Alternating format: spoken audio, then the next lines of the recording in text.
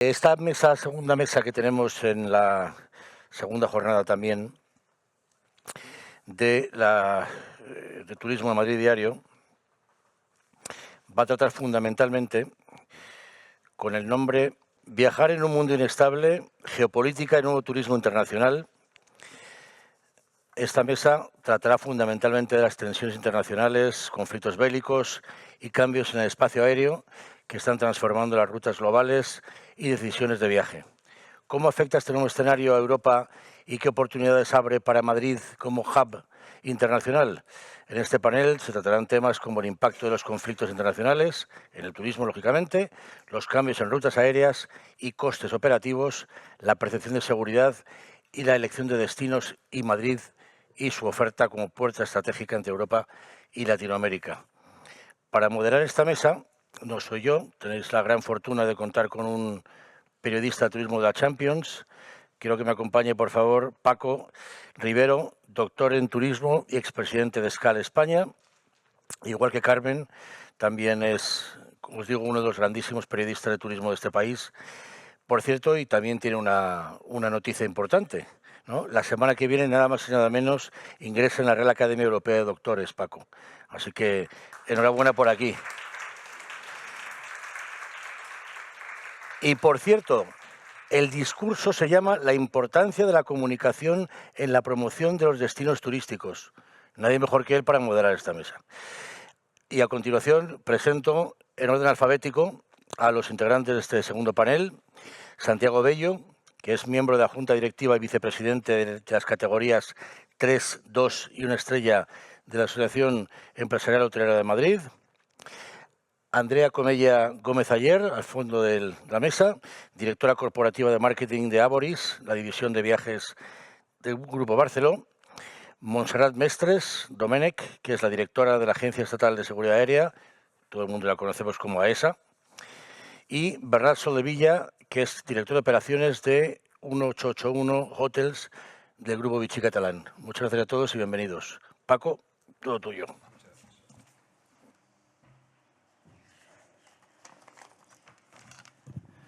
Queridos amigos, buenos días a todos. Realmente el turismo es algo importantísimo para España, no estoy descubriendo nada nuevo.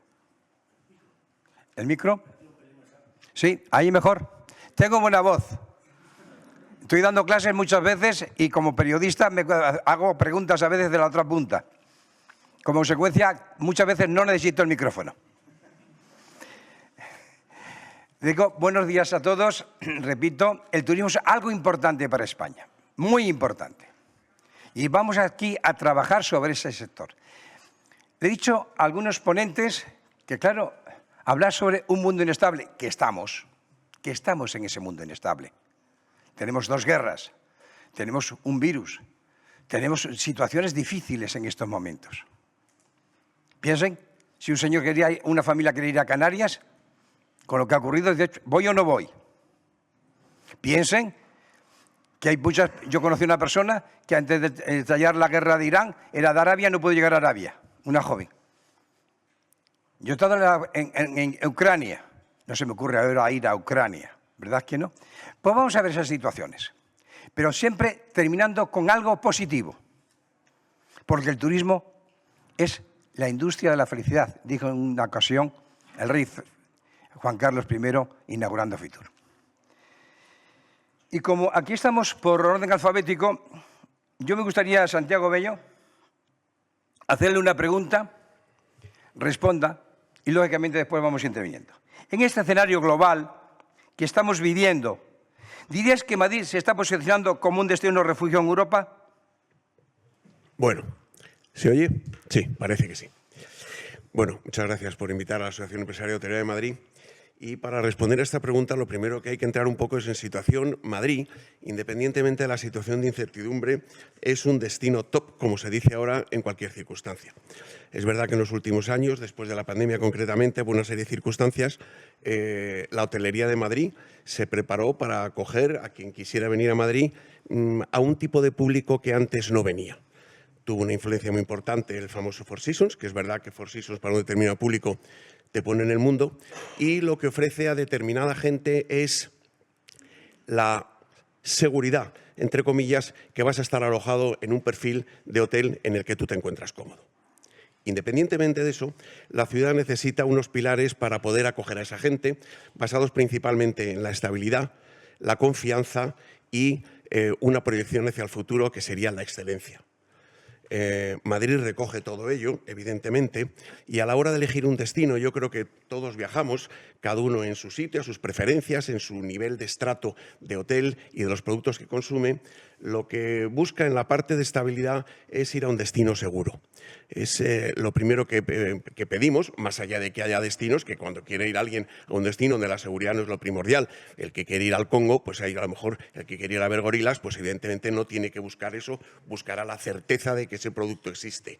En el caso de venir al famoso City Break, pues en City Break la gente, el perfil de gente que viene, lo que busca es seguridad, lo que busca es limpieza y lo que busca es orden.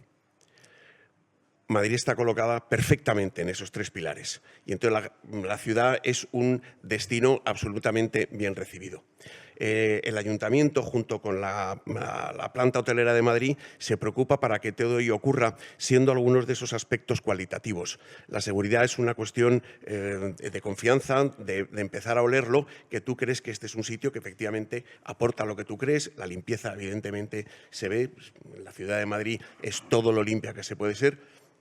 Hay determinados aspectos que siempre son mejorables, pero efectivamente da de sí lo que da de sí. El ayuntamiento se gasta un dineral en mantener la ciudad todo lo limpia que puede ser. Y el resto lo ponemos todos los que participamos de los productos que se ofrecen. Hay que tener museos, hay que tener catedrales, hay que tener musicales, hay que tener restaurantes, hay que tener... Pero todo pasa por el hotel.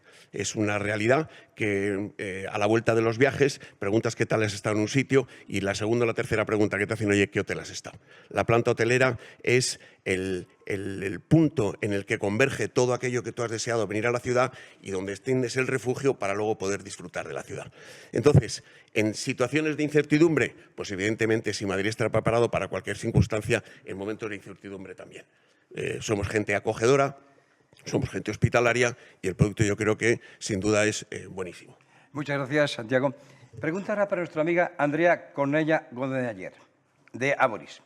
Bueno, diré que le he contado fuera de micrófono que tuve el gusto de conocer a su presidente, a Gabriel Barceló, que es padre, que es el actual presidente de Big Travel, aunque ya retirado, y tiene la Fundación Barceló en Palma de Mallorca.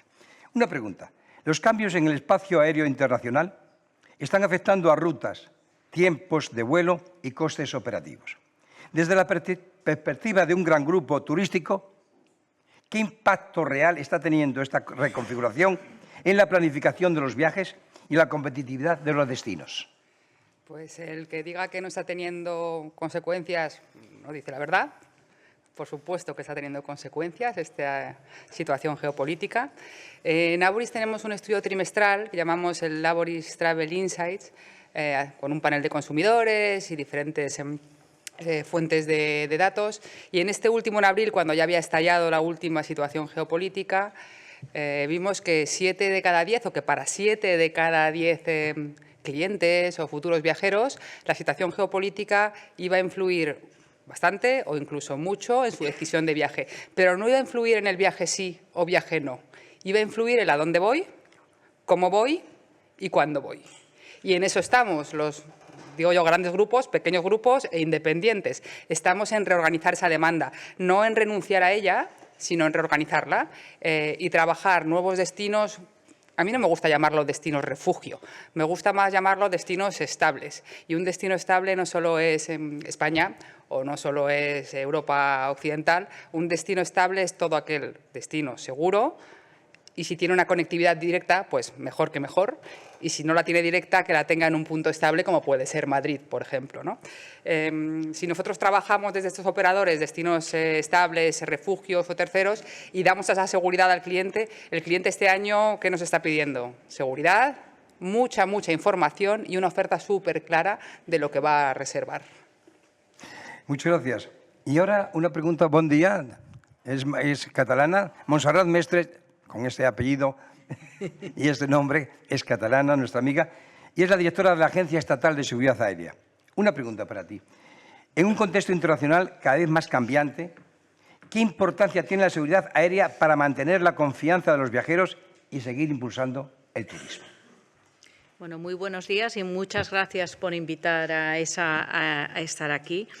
Yo lo que quería empezar es diciendo la seguridad para la aviación es la prioridad, en este contexto o en cualquier otro. Es decir, de principio de la existencia de la aviación, la seguridad está en el ADN y está en el ADN de todas las empresas que trabajan en el sector, desde fabricantes, aerolíneas, aeropuertos, proveedores de navegación aérea, y eso es así. Entonces, todo nuestro funcionamiento está centrado en la seguridad. Pensad que aquí veo gente muy joven, cuando la aviación empieza a desarrollarse desde el punto de vista comercial, que fue años 40, 50, después de la Segunda Guerra Mundial, la única preocupación era la seguridad operativa. Los aviones tenían que ser cada vez más seguros para que no hubiera accidentes. Hay un momento que cambia eso en los años 70, que la aviación se convierte en un objetivo del terrorismo. Y entonces empiezan a tener que incorporar dentro del procedimiento de la aviación medidas para evitar que alguien pudiera hacer de manera intencionada daño a la aviación. Y entonces, por ejemplo, se pone una medida que cuando se va a facturar, que si hay alguien que ha facturado y no se presenta al embarque, pues esa maleta se tiene que sacar. ¿Cuándo cambia de nuevo el paradigma y es un gran cambio? Es el atentado de las Torres Gemelas del 11 de septiembre del 2001.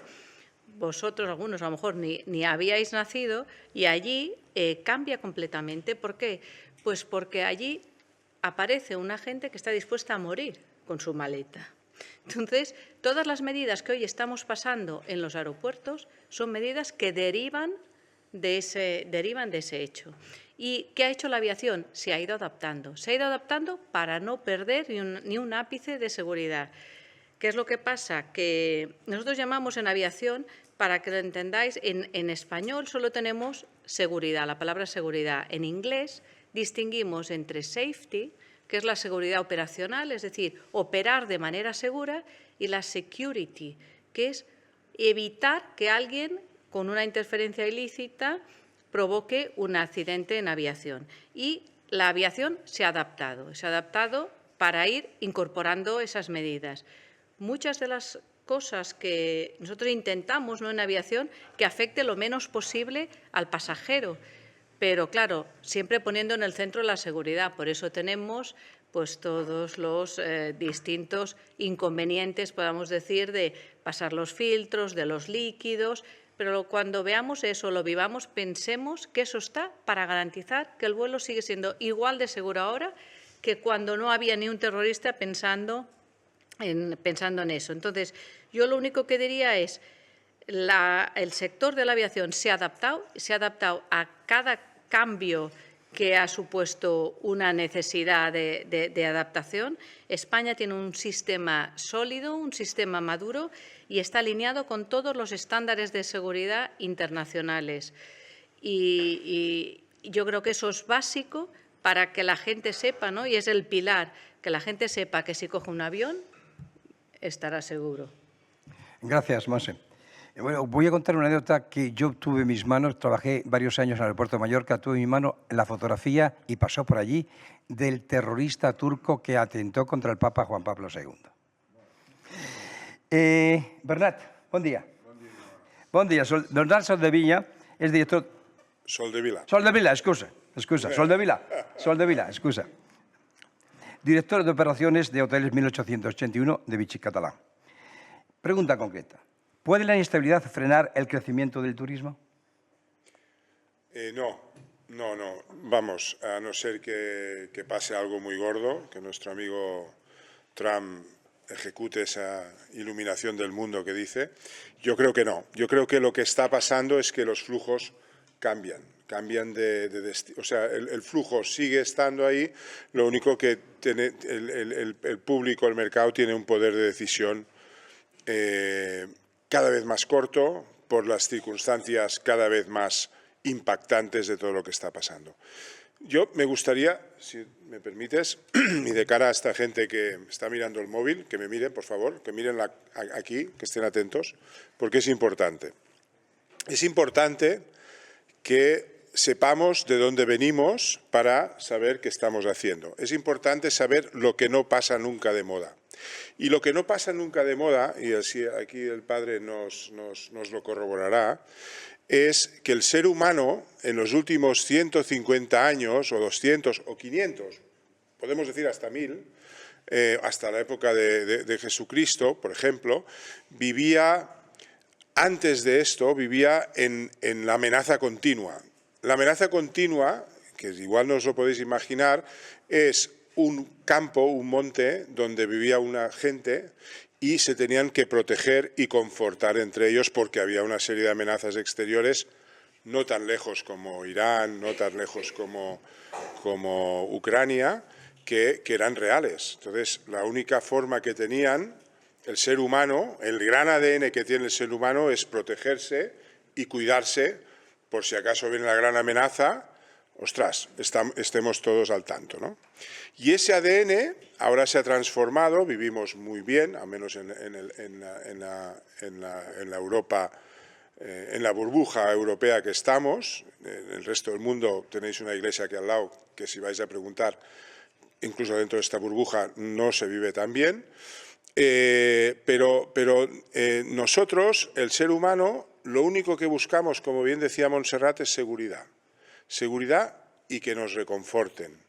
Porque desde hace 15.000 millones de años, lo único que el ser humano ha buscado ha sido esto. Y por 150 años o 1000 añitos que han pasado, eso es lo más importante. Y eso no pasará nunca de moda. Por eso en los hoteles, el saber decir buenos días mirando los ojos, dejar el móvil aparte, dejar sentar a la gente mayor, decir buenas tardes, gracias por el plato que me has traído, todo esto cobra un valor importantísimo en las aerolíneas, en las agencias, el saber qué quiere el cliente, cuando llega alguien, saber mirarle a los ojos y ver por dónde pasa con la experiencia que podamos tener, qué necesidad tiene ese personaje, eso es muy importante. Y eso es lo que está buscando ahora mismo, a lo mejor de forma consciente, a lo mejor de forma inconsciente, el viajero, que no quiere dejar de viajar, pero quiere ir a un sitio que le cuiden, que sea seguro, por supuesto, y viajar con un transporte realmente seguro, ¿no? Si tenemos claro esto, si la juventud tiene claro esto, si somos capaces de abandonar un poco esto que no nos deja ver lo que hay detrás, que es seres humanos, difícilmente triunfaremos. Y cuando digo triunfaremos, quiere decir que nuestros negocios funcionarán. No si vendo una Coca-Cola, perdón, si vendo Vichy Catalán, vendo salud, vendo bienestar y confort. En un sitio que hace más de 150 años que sacan un agua de 1.500 metros de profundidad y sirve para cuidar nuestra digestión. Eso no sé si lo habéis probado, igual Montserrat sí, pero es así y eso triunfa. Y tenemos que tener muy claro esto. Flujos, todos. ¿Qué tenemos que hacer los que trabajamos en este negocio? Crear seguridad, crear confort y crear amabilidad, además de humildad, ¿eh? También es muy importante. Muchas gracias, señor Soldevila. De nada, gracias a vosotros. Pregunta de nuevo para nuestro amigo Bello, Santiago Bello. Comentabas que Madrid ha conseguido que el visitante sienta que ante cualquier necesidad o imprevisto, la ciudad responde. ¿Cómo se construye esa percepción de confianza y qué papel juega el sector hotelero? Bueno, yo distinguiría que hay dos momentos. Cuando tú tomas la decisión de ir a un destino, lo que yo creo que esperas es que aquello que te ilusiona para ir a ese destino se cumpla. Tienes ganas de ver las aficiones de cada uno, si es la gastronómica, si vas a ir un turismo cultural, si un turismo musical, aquello que tú quieres que la ciudad te lo dé. Y eso se construye a base de llegar a los sitios y lo que tú demandas es que coges el avión, sales y lo primero que quieres es encontrarte con un aeropuerto en orden, quieres llegar al taxi, el taxista te atiende amablemente, coges un taxi, el taxi te lleva al sitio por el camino indicado, los móviles te dicen todo, te deja cerca del hotel, coges las maletas, llegas a la recepción, de manera que todo aquello que tú esperabas se va cumpliendo. Y en ese momento tú lo que vas adquiriendo es confianza en que la elección de tu destino era acertada, más allá de la ilusión, que es con lo que todo y cualquier persona viaja, lo primero es por ilusión, además en el trabajo, en fin, el trabajo hay que hacerlo y se acabó. Entonces hablamos de la ilusión por viajar. Entonces cuando tú llegas al hotel y ves que la habitación, si has pedido una habitación de matrimonio, te dan una de matrimonio, que el cuarto de baño es como la foto, entonces te va creciendo esa confianza en el lugar. Eso sería la parte esperada. Si además lo que tienes es una entrada que has pagado en origen y cuando llegas en el asiento 4B es el 4B, empieza a parecerte todo que es como tú habías pensado y te entra un optimismo y empiezas a pasarlo bien. Madrid lo tiene. Madrid afortunadamente es fiable. Hace muchos años, no tantos, pues había un problemilla, pues a lo mejor con los carteristas, con los taxistas, que a lo mejor no te iban por el sitio adecuado, había algo de intrusismo, no todas las cosas se cumplían, pero afortunadamente eso ha pasado a la historia. Vosotros mismos, las reservas de una cosa tan sencilla como coger un viaje en un Uber, un Cabify, un taxi, cuando lo coges, joder, todo es certero. Es que la posibilidad y la maravilla de lo que tú estás haciendo, que sea certero, que te cueste lo que pagues lo que tú has dicho que va a pagar, que no haya sorpresas, eso genera confianza. Y la ciudad lo que hace es responder a eso. Además de eso, que Madrid lo cumple sobradamente, desde luego, hay una especie de confianza sobrevenida. Es decir, nosotros en el hotel, yo tengo un hotel, de repente entra un tipo que se presenta en recepción, mire, voy a la habitación 407 y una señora me ha llamado que se encuentra mal. Bueno, y sube el médico, está un rato y se pira. Y al pirarse, la señora le da una pastillita, un día la pone en orden. Entonces, para que todo eso pase, o sea, la señora ha tenido que llamar a una compañía de seguros, esa compañía de seguros ha tenido que llamar a una medicina en origen, esa medicina en origen llama a una compañía aquí, esa compañía llama a un médico y el médico viene y te da la pastilla. Se cierra un círculo de manera que lo que tú, en una circunstancia sobrevenida, de repente has visto que se cierra el círculo y estás bien, y que no te pasen cosas mayores. Es decir, la sanidad de Madrid, que es de las mejores del mundo, si tú tienes una necesidad, te resbalas en una bañera y te rompes una cadera, a los 15 minutos aparece un SAMUR con 3 médicos, te ponen en orden y te llevan a un hospital. Entonces, eso en Madrid pasa, eso es cierto, ocurre, y se cierra el círculo solo con éxito. Todo eso forma parte de la ciudad de Madrid y cada uno aporta lo que tiene. Y evidentemente, y otra vez, todo pasa por el hotel. Es el sitio de confianza al que te entregas para que cuando tú llegas a la ciudad te informen, te dan un mapa, amablemente te sonríen y te explican dónde tienes que ir y qué es lo que tienes que hacer en la sociedad. Entonces, el crecer en confianza es lo que crea el buen nombre y Madrid en todo eso evidentemente está a la cabeza sin duda. Luego contaré una estadística que me la guardo para el final que yo creo que es estupenda. Muchas gracias, Santiago. Pregunta para Andrea. La percepción de seguridad del destino se ha convertido en un factor cada vez más relevante. ¿Cómo se integra este elemento en la estrategia de posicionamiento y comunicación sin que se convierta en un freno para la decisión de viajar? Yo creo que esto viene un poco de atrás, ¿no? Es verdad que el 28 de febrero, creo que fue el 28 de febrero, aquel sábado fatídico que nos puso a todos de vuelta otra vez en el sector, un sector bastante resiliente somos. Yo he vivido el 2008, he vivido el COVID, ahora estoy viviendo esto y bueno, saldremos. Viene de atrás. Hay un conflicto en Ucrania, un conflicto en Gaza, que ya nos ha movido cimientos, ¿no? Cuando escucho en la oficina hablar de miedo, la gente tiene miedo, digo, no, la gente tiene una crisis de confianza. Es desconfianza más que miedo, ¿no? El miedo dura unas semanas, luego llega la desconfianza.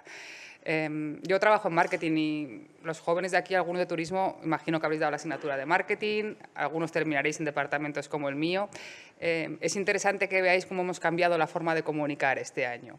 El posicionamiento de las marcas sigue siendo el mismo, es decir, grandes marcas que tenemos en Avoris, Betravel, Balcón Viajes, que las conocéis, el posicionamiento de la marca no cambia, eso es estable durante años.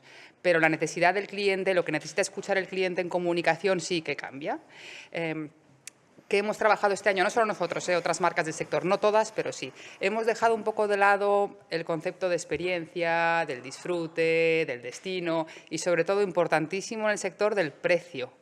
Trabajábamos mucho el precio, trabajábamos mucho el descuento. Si vais a buscar las campañas de ahora, no tienen tanto factor descuento y precio, pero sí tienen seguridad o sí tienen confianza. Hemos construido formas de comunicar que engloban, por supuesto, la seguridad en destino, el acompañamiento en destino, pero engloban también esa flexibilidad que estaba pidiendo el cliente, ¿no? Un cambio hasta 24 horas antes, o una cancelación, o un pago flexible, ¿no? No es tanto el destino, sino qué pasa en ese destino, en ese momento dado, y cómo tenemos que trabajar esa flexibilidad. Y otro punto que tenemos que aprender a desdramatizar el cambio de última hora. Sabemos que puede llegar, es decir, nosotros hacemos una reserva ahora, puede pasar, pero hay 1000 destinos. 1000 destinos que nos pueden ofrecer, quizás a miles de kilómetros de distancia, el mismo tipo de experiencia que estábamos buscando, porque ya no nos movemos tanto por destino, nos movemos por lo que queremos hacer en esas vacaciones. Y más allá de eso, creo que en el sector tenemos una oportunidad. Hablar de oportunidad en esta situación es un poco duro, pero tenemos una oportunidad de oro, que es volver a poner a las personas, como ha dicho el compañero, en el centro de la ecuación.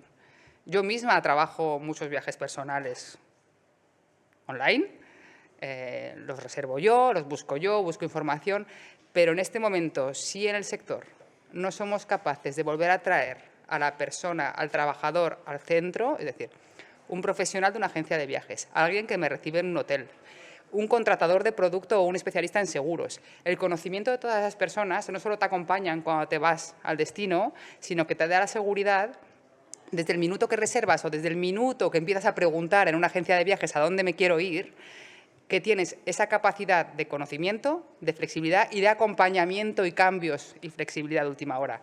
Hemos creado dos conceptos, uno es Vacas Flex, de vacaciones flexibles, con Alcon Viajes, otro es B-Travel Easy, que trabajan esas tres pilares, el pago flexible, que es importante, el precio no está siendo, parece ser con los estudios que tenemos, un factor de bloqueo, pero sí tenemos pago flexible, un seguro de acompañamiento 24 horas y, sobre todo, cancelación hasta 24 horas de la salida, que es un libre desistimiento. Es decir, si pasa algo y cambias de opinión, cambiamos contigo, ¿no? Gracias. Montserrat, España sigue siendo uno de los grandes destinos turísticos del mundo. ¿Qué papel juega el transporte aéreo en esa posición y qué retos afronta el sector para este verano, para estas próximas vacaciones veraniegas? Bueno, pues mira, el transporte aéreo es clave para el turismo. En España es fundamental. Para que os hagáis una idea, lo que tenemos que pensar es dónde está España. España está al suroeste, está en la periferia de Europa. ¿Y cuáles son los principales turistas que vienen a España? Son turistas europeos. Es decir, para llegar a España se necesita el avión. Pensad que este año pasado España recibió casi 100 millones de turistas internacionales, que se dice rápido. Y de esos 100 millones, más del 80% llegaron a España en avión. Es decir, imaginad la importancia del transporte aéreo. Y yo creo que esta importancia, porque el turismo al final es la primera industria de este país, es la importancia del transporte aéreo lo tienen, igual que os he dicho que en el ADN de todos los que trabajamos en aviación está la seguridad, también está la responsabilidad de país. Pensad si habéis oído alguna vez un problema de que en España no se puede llegar porque hay un problema en las infraestructuras, en la navegación. Habréis visto que no. Es decir, todo se prepara, se planifica con antelación para estar preparados. Estábamos hablando de Madrid. Madrid tiene un aeropuerto pues, de primera, tiene unos servicios de navegación aéreos perfectos, tiene compañías, es decir, tiene todo un sistema sólido y robusto para poder acoger a esos turistas. ¿Cuáles son los retos? Bueno, pues los retos que tenemos, mira, del año 19 fue un año pico en el turismo y llegó el COVID y de repente desapareció, los aeropuertos quedaron cerrados, no había nadie. En Europa hay muchos países que todavía no se han recuperado. España en el año 22 ya llegó a las cotas del 19. El sector es tan resiliente que fue capaz de pasar de 0 a otra vez al 100 en 3 años. Entonces, pero la realidad es que en estos momentos tenemos infraestructuras muy buenas, pero muy llenas, muy llenas. Entonces, ¿cuál es uno de los problemas que podemos tener no solo este verano, sino los siguientes? Mira, nosotros en AESA hemos aprobado la programación de las compañías para este verano y la programación es un 11% superior a la del año pasado. Es decir, ya hace 2 años que superamos el 19 y seguimos creciendo. Entonces, ¿qué puede pasar? Pues no la seguridad, es decir, eso es una cosa que tenemos que tener clara, pero precisamente como la seguridad está en el centro, cualquier posible fenómeno que altere la regularidad, por ejemplo, una gran tormenta, los que venís de Baleares o que en Baleares, toda la zona mediterránea, en los últimos años está habiendo fenómenos meteorológicos extremos, tormentas muy importantes que obligan a desviar el tráfico. Entonces, cualquier alteración de la regularidad, pues podríamos notarla porque estamos en entornos muy saturados, en tierra y en el aire. Por suerte, para los próximos años se ha presentado un plan, todavía no está aprobado. AENA sabéis que funciona en quinquenios, un nuevo plan que prevé inversiones de 13.000 millones en los aeropuertos españoles en los próximos 5 años. ¿Y eso para qué es? Para dar capacidad para los siguientes 15 o 20 años, ¿no? Pero bueno, como decía, el entorno está saturado, pues podríamos tener algún problema de regularidad. Y por otro lado también, en el contexto geopolítico, aunque nos adaptamos, pues también puede haber que adaptarse, pues, por ejemplo, los temas de combustible, lo habréis oído. Europa podría tener problema en combustible de aviación. La Comisión Europea está tomando medidas, la Agencia Europea de Seguridad está tomando medidas. En España, de momento, somos los menos afectados de toda Europa porque tenemos fuentes de combustible que no vienen, nuestros proveedores, la mayoría no vienen de la zona de Oriente Medio, pero bueno, pues en Europa podría haber, y como vienen muchos aviones europeos que quisieran repostar, pero en principio se están tomando medidas para adelantarnos a ese problema. También eso ya más de cara a las empresas, pues que los costes del combustible pues hagan, si siguen creciendo, hagan pues que operaciones, billetes que estén vendidos, pues que no les compense. Pero bueno, a día de hoy, hablando con las compañías, también creo que lo tienen bastante acotado, porque pensad que las compañías, que yo siempre vuelvo otra vez a lo mismo, la seguridad, funcionan de una manera muy pensado todo. La mayoría de las compañías de aviación compran el combustible con unos seguros que se están asegurando el precio, es decir, que tampoco les afecta al 100%, les afecta en un porcentaje, ¿no? Y podría haber algún problema de que hubiera que cerrar espacios aéreos o abrirlos, pero bueno, si miramos España, yo creo que España no va a tener esos problemas directamente, está controlado, ¿vale? Y más bien lo que se está viendo es que sí, aunque a Andrea no le gustaba, pues que puede volver a ser un destino refugio. Y lo importante es que estamos preparados para ello. Muchas gracias. Bernat, una pregunta muy concreta. ¿Está el viajero más preocupado por la seguridad? Sí, por supuesto. Además, mediáticamente es muy impactante lo que ocurre. Ahora, por ejemplo, con la última crisis sanitaria, pues parece que se ha acabado la guerra de Ucrania, parece que en Gaza ya no pasa nada. Entonces, todo esto al público en general nos impacta y nos hace pensar, ¿no? Pero de la misma forma también busca la manera de volar seguro, de encontrar hoteles donde se sienta como en casa, y eso hace que no le impida viajar, al menos a día de hoy. Volvemos de nuevo a Santiago. Muchas gracias.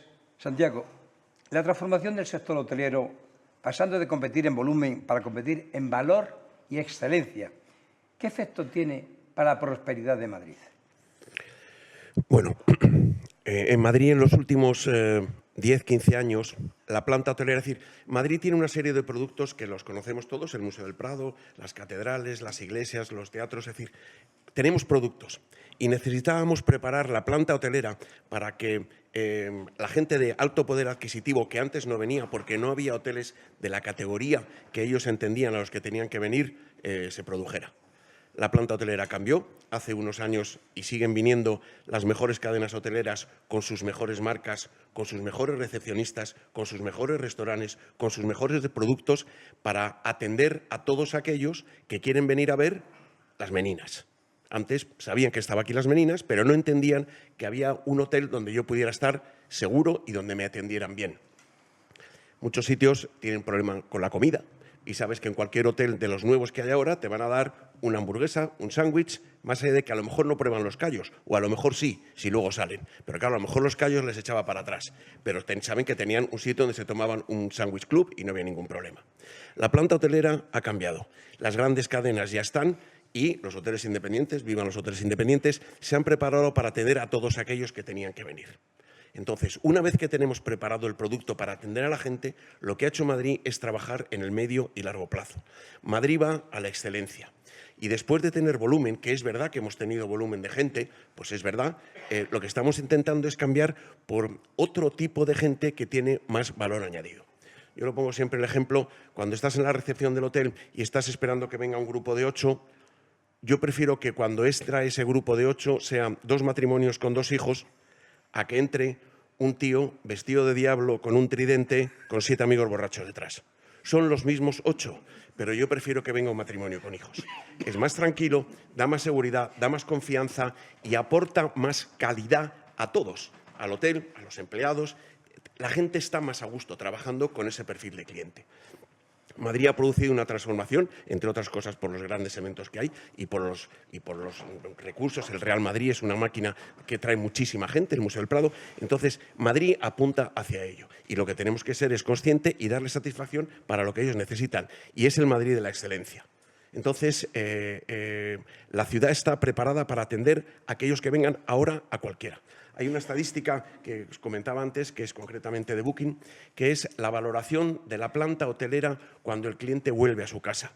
El otro día hice unos números, está en Booking, pues simplemente es sacarlos de ahí y ordenarlos. Con los criterios de Booking de 26 ciudades del mundo, solo hay 2 ciudades, esas ciudades que elegí, las tengo aquí, solamente hay 2 ciudades que cuando el cliente se vuelve a la ciudad las puntúan en Booking 8 o superior con más del 90%. Y una de ellas es Madrid y la otra es Milán. Pensar que la gente cuando vuelve a casa después de haber estado en Madrid valora su estancia en Madrid como muy bien o perfecto es una alegría, porque se convierte en el mejor prescriptor. Ya lo hemos hablado antes, qué mejor que cuando llegas a casa preguntar, oye, ¿qué tal lo has pasado? Pues fenomenal, y encuentras Madrid que es acogedor, hospitalario, da buen producto y además lo has pasado bien. Pues no se puede pedir más. Y todo pasa por la planta hotelera, que es maravillosa. Qué buena noticia, muchas gracias. Andrea, Madrid ocupa una posición singular como punto de conexión entre Europa e Hispanoamérica. ¿Qué papel puede jugar la ciudad y su oferta turística como hub estratégico en un mundo donde las rutas globales están más condicionadas por factores geopolíticos? Pues yo creo que para Madrid es una oportunidad de oro. Es verdad que el trabajo que está haciendo tanto el Ayuntamiento como la comunidad en la promoción de la ciudad y de la región es absolutamente increíble. A mí me encanta el trabajo de los últimos años. La ciudad ha dado la vuelta en imagen. Yo no soy madrileña, vine aquí de pequeña, he estado fuera temporadas, me siento muy de aquí, muy acogida. Me encanta ir por el centro de la ciudad y ver a turistas. Yo vivo en el centro, me encanta ver, no tanto los del Tridente, me gusta más ver a las familias también.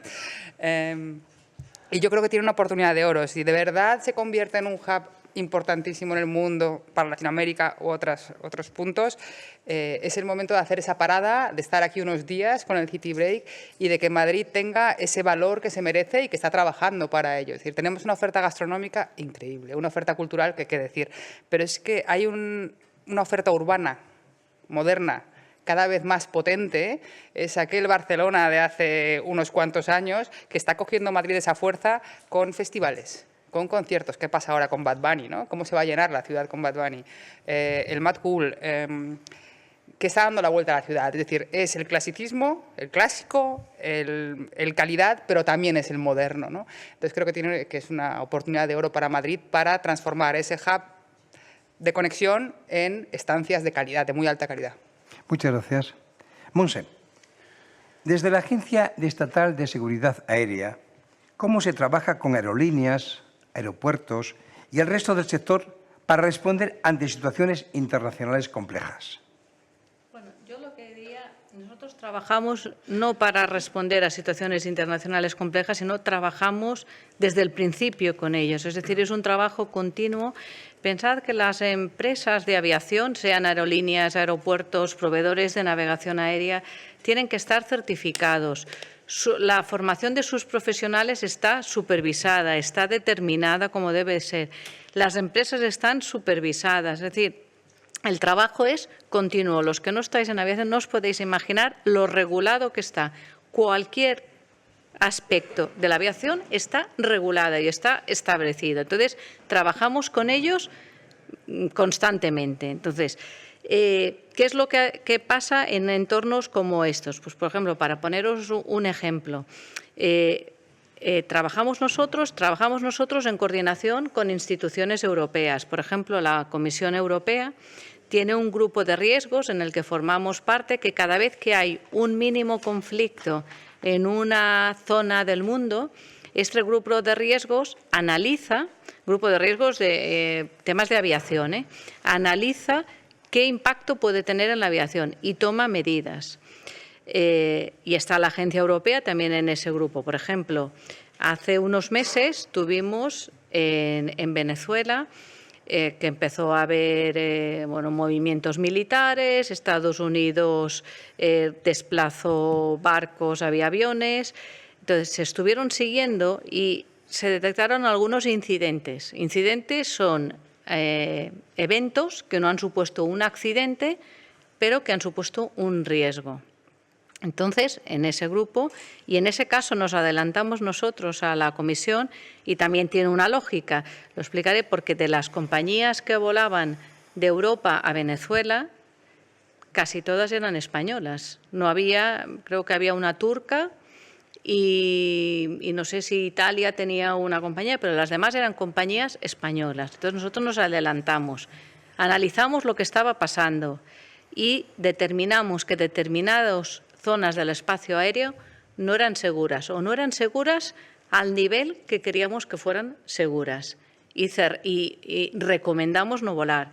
Tuvimos una coordinación estrecha con todas las compañías españolas, claro, que son sobre las que tenemos autoridad, en las que tuvimos una coordinación con ellas para explicarles, mira, estas zonas no son seguras y ellas mismas acataron enseguida. Bueno, es más, no acataron, algunas incluso se nos habían adelantado, porque todas estas, las compañías aéreas, igual que otros profesionales de aviación, tienen una obligación y es tener un sistema de gestión de seguridad.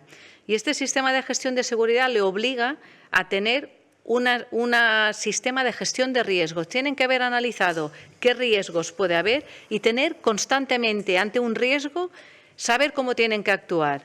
Es decir, que cuando nosotros dijimos estos espacios aéreos no son seguros, algunas ya el día anterior ya habían dejado de volar, pero nosotros pues les definimos un poco más el contexto y empezaron a decir, bueno, pues desviaremos los vuelos a países limítrofes, luego irán por tierra o lo que sea. Pero, es decir, que actuamos con ellos y trabajamos de una manera coordinada para asegurar que si se vuela, es seguro. Yo creo que eso sigue siendo lo más importante. Es decir, hay un trabajo constante que se hace en el día a día, pase un contexto geopolítico complejo o no, pero luego en contextos geopolíticos complejos hay unos mecanismos establecidos, no solo a nivel nacional, sino internacional.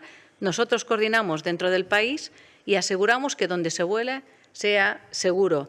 Ahora ha pasado en Oriente Medio, a nosotros nos ha afectado menos porque tenemos menos compañías que vuelen por esa zona, pero se ha afectado a compañías de Oriente Medio que volaban a España. Entonces, hay ciertas zonas del espacio aéreo que se han protegido. Sí que afectaba a compañías españolas que iban a Oriente y han visto limitado el espacio aéreo por el que podían ir.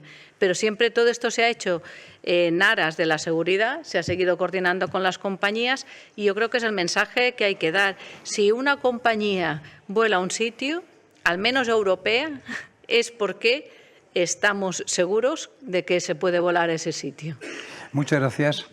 Y antes de terminar y hacer la última pregunta al señor Soldevila, lógicamente van ustedes a preguntar, ¿de acuerdo? Adelante. ¿Cómo deben adaptarse los destinos a este... ¿Otra vez? Sí. ¿Cómo deben adaptarse los destinos a este nuevo escenario de ese mundo inestable? Deben adaptarse en transmitir, como bien decía Andrea, ¿sí?, del principio, en un mensaje de confianza y de seguridad directo y directo al corazón, por supuesto, y en base a Madrid, que entiendo que es donde estamos, Madrid, es confiar en sí misma. Madrid tiene el gran potencial de haber sido una ciudad en su ADN, como decía antes, siempre hospitalaria.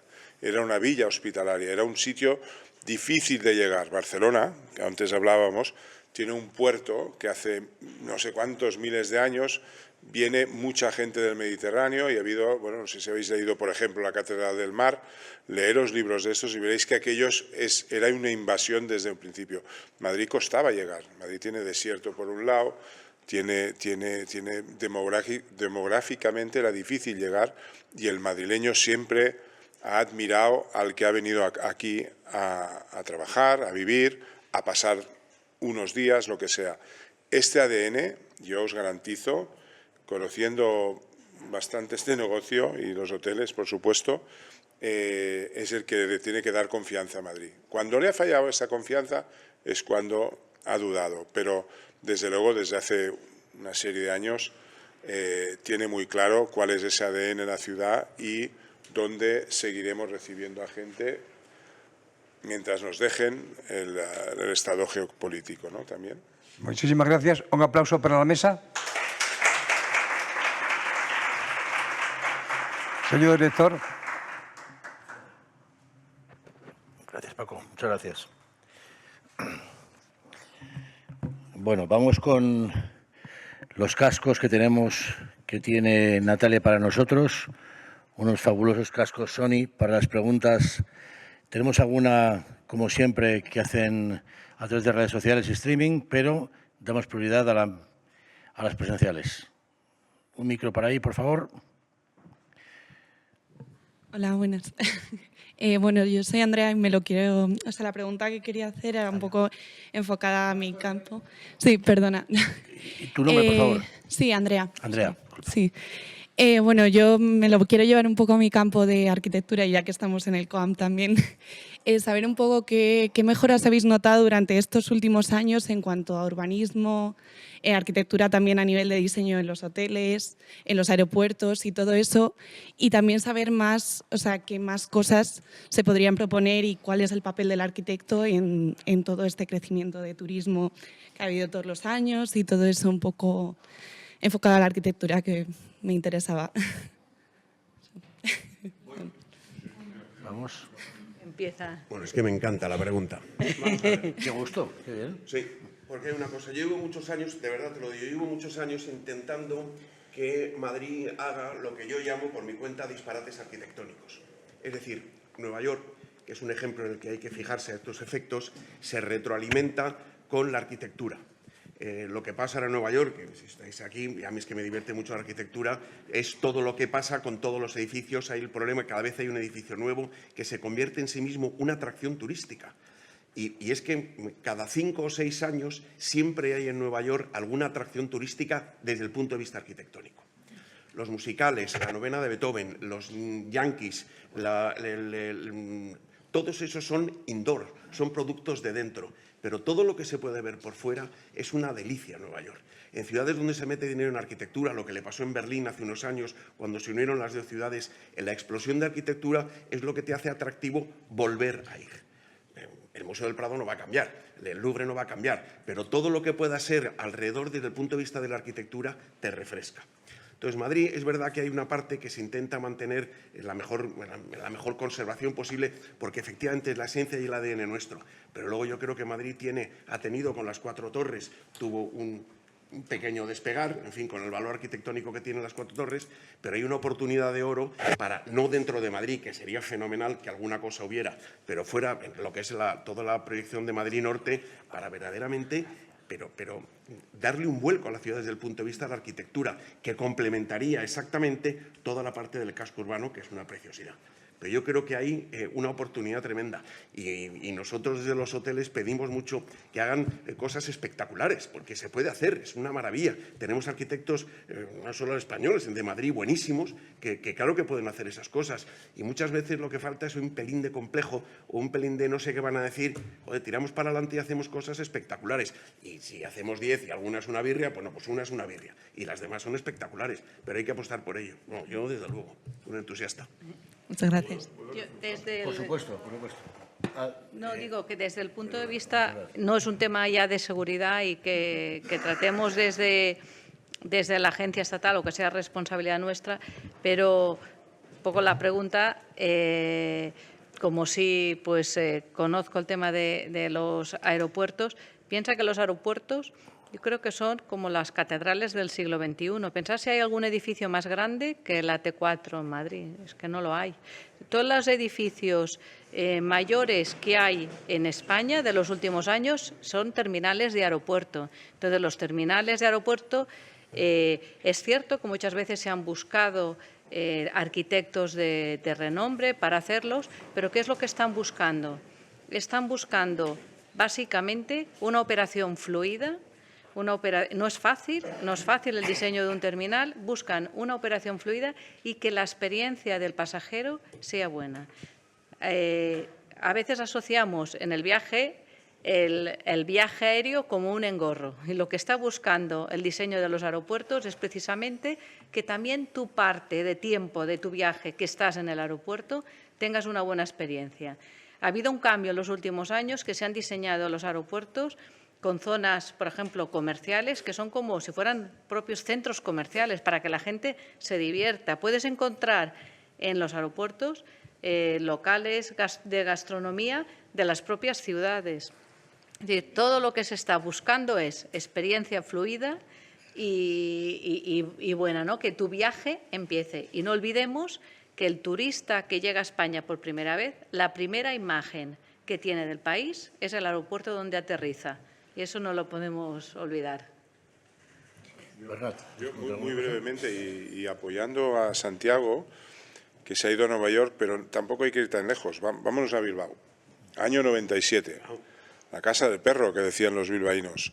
O sea, el Guggenheim, el edificio del Guggenheim hace un antes y un después de Bilbao en nada, en un año. O sea, lo que era Bilbao antes de tener el Guggenheim a lo que es ahora y todo lo que ha provocado es indescriptible. Y si me voy mucho antes, había un loco que se llamaba Gaudí, que hizo una casa, subías tú por el Paseo de Gracia y hizo una casa, la Casa Milá, que se llamaba Casa Milá.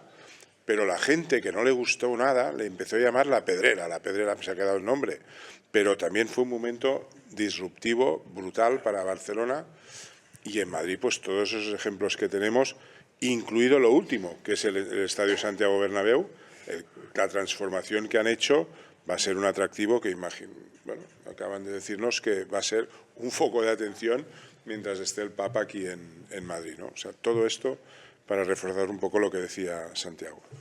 Y ojalá llegue a los hoteles. Lo que preguntabas, llega. Efectivamente, llega a los hoteles con un diseño moderno, actual, que sea atractivo para la gente. La habitación, una cama es una cama, aquí en Shanghái, en cualquier sitio. Sí. Pero que toda la parte exterior refuerce las ganas de volver a una ciudad para ver cosas nuevas, bonitas, bellas, cosas atractivas. Que lo que hace es que el cliente repita, el turista, y crece la ciudad, todos los efectos. Bueno, Andrea, tu pregunta ha quedado muy bien respondida, entiendo, ¿no? ¿Alguna pregunta más de la sala, por favor, para el panel? Padre Manuel, por favor, ¿me quiere preguntar?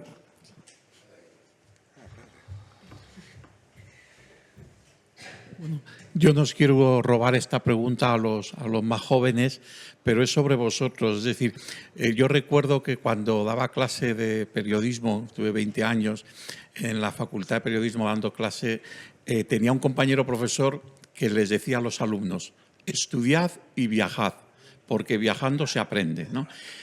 A mí me preocupa que, del mismo modo que los jóvenes no tienen accesibilidad económica a la vivienda o la tienen muy limitada, pues que también la tengan para viajar, ¿no? Tienen el programa Erasmus, pero eso les permite conocer muy bien un lugar, pero no otros, ¿no? ¿Qué tenéis, vosotros que estáis en esta mesa, perdonad que os tutee, qué tenéis pensado, o si tenéis pensado algo o algún plan de futuro para favorecer el que los jóvenes puedan viajar, tanto en cuanto a poder coger un avión, a poder ir a un hotel? ¿Hay alguna idea de poder hacerlo más accesible para que puedan viajar y, por tanto, aprender? Vamos con Andrea, por favor. Sí. Lo he contestado antes. Yo creo que es una cuestión de accesibilidad, está claro, pero también de prioridades, ¿no? Yo creo que el viaje se ha convertido un poco en un elemento esencial en la vida de los jóvenes, por el disfrute y por el conocer. Y yo creo que hay muchas marcas que están trabajando ya, hay muchas compañías que están trabajando para acercar ese primer viaje, ¿no? Ese primer viaje solos ellos, que son los viajes de fin de carrera o son los viajes de fin de estudios, que priman más la diversión, pero tienen puntos culturales también. Hay diferentes formas de viajar, no todo es el lujo. Hay un punto de inflexión en el viaje, que es el viaje de novios, pero antes de ese viaje hay muchas formas de haber viajado y de haberse movido. Pues el programa Erasmus, el Interrail, que ya en mi época existía y sigue existiendo. Hay vuelos más caros, vuelos más baratos, hay momentos del año en los que poder viajar. Entonces, yo creo que sí existen esos factores. Es verdad que la presión de la vivienda, como acaba de decir, afecta, pero también es cuestión de prioridades. Yo misma a mis hijas intento transmitirles esto, ¿no? Que viajar es esencial en la vida para conocer y para crecer. Entonces, yo, si me dejáis una cosa, la realidad, lo que es cierto que la gente más joven tiene un problema real de, por ejemplo, de acceso a la vivienda, pero hablando pues con compañías, viendo las previsiones de tráfico, se cree que precisamente ese problema de acceso a la vivienda, si no lo tuvieran, esa gente estaría pagando una hipoteca y ahorrando. Y, en cambio, como no pueden permitirse el pagar la vivienda, están viviendo en casa de sus padres y viajan. Es decir, que precisamente la gente que compra su primera vivienda a lo mejor pasa unos años más justo y teniendo que quitarse de determinados placeres o caprichos que cuesten dinero. Y ahora, como la gente no se puede independizar hasta mucho más tarde, lo que no dejan es de viajar. O sea, que el tema es cómo solucionaremos el tema de la vivienda, pero el de viajar está claro que no se va a dejar. Y una cosa, perdón. Diego, por favor. Claro, y lo que no se puede, o sea, todos hemos tenido 18, 19, 20, 23 y 37 años. Pero lo que no se puede es empezar a viajar yéndote a Nueva York. Es decir, el entorno, la dimensión y tu edad y tus posibilidades económicas te permite dónde puedes ir. Y la gente no puede, con 21 años, con unos recursos limitados, como tiene todo el mundo, como teníamos nosotros en su momento, arrancar yéndose a Estocolmo. No, mira, primero está Santiago de Compostela, que es un sitio estupendo, luego está Barcelona, está Zaragoza y empezamos a crecer. Pero de repente ponerte a viajar como han viajado nuestros padres o nuestros abuelos, que de viaje de novios se iban a Lisboa y aquello era espectacular, y ahora a Lisboa todos los que tienen 14 años, ¿pero qué dices? A los de 14. O sea, ya les parece todo una birria. Entonces hay que poner las cosas en su sitio y muchas veces no las ponemos. Yo a mis hijos también tengo mis líos. Gracias, Santiago Montserrat. ¿Alguna pregunta más? No dejaremos solo al padre Manuel y a Andrea con las preguntas. Una ultimísima, antes de la clausura por parte del presidente CEIM. Mira, micro ahí, por favor.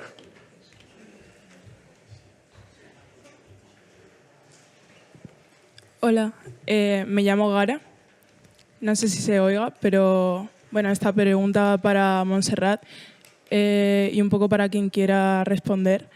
Y es cómo ve el sector aéreo el equilibrio entre el crecimiento turístico y la sostenibilidad. Pues mira, la sostenibilidad se ha convertido también en uno de los objetivos compartidos del sector de la aviación. Yo sé que la aviación está demonizada, cuando en la realidad es que su porcentaje de participación en los gases de efecto invernadero es muy baja, pero está trabajando desde hace muchos años y yo creo que el problema que tiene el sector de la aviación es que no hace suficiente pedagogía. Se está trabajando básicamente en tres pilares. El primero, la tecnología. Los aviones consumen cada vez menos. No tiene nada que ver lo que consumía un avión de los años 60 con lo que consume un avión ahora, no solo por los motores, sino también por los propios fuselajes de la aviación, y están trabajando en ella. El segundo pilar de sostenibilidad es las rutas. Las rutas se está trabajando hay un proyecto europeo, lleva ya muchos años, por cierto, inventado por una comisaria española que era de Palacio, que es el modelo de cielo único. El modelo de cielo único europeo pretende que los vuelos sean cada vez más cortos, que se pueda ir de punto a punto con menos, de una manera más directa y con menos espera. Eso supone un ahorro de combustible importante. Y, por último, hay combustibles sostenibles. A día de hoy hay ya unos reglamentos europeos para que los aviones carguen combustibles sostenibles. Se llaman SAF. Son combustibles que no vienen de materiales fósiles y hay un compromiso para ir aumentando esa mezcla, ¿no?, de combustibles. Y los motores y los aviones están preparados para recibir ese combustible. Y la aviación tiene un objetivo de zero carbon, de ser neutrales en carbono en el año 2050. Y estamos trabajando en estos tres frentes. Muy bien, muy también respondida la pregunta, ¿verdad?